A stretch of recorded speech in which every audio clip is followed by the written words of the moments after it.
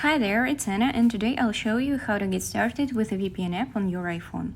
I take VPN Unlimited as an example because this is my favorite VPN app and I've used it for about 2 years, I guess. You have two options of how to get VPN on your device. The first one is to go to the App Store and type Set Up VPN Unlimited in the search field.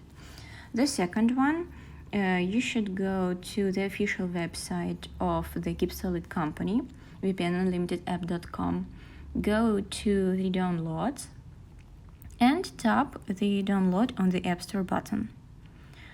Now you need tap Get to launch the downloading and installation process. I've installed VPN Unlimited before, so I tap the backup button. After the successful installation, VPN Unlimited will appear on your screen.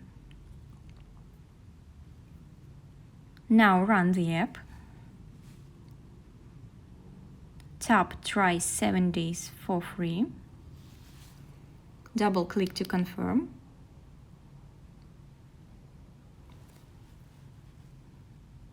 And this is our test period.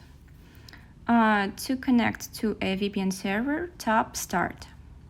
Connecting for the first time, you will be requested to allow adding VPN configurations for iPhone.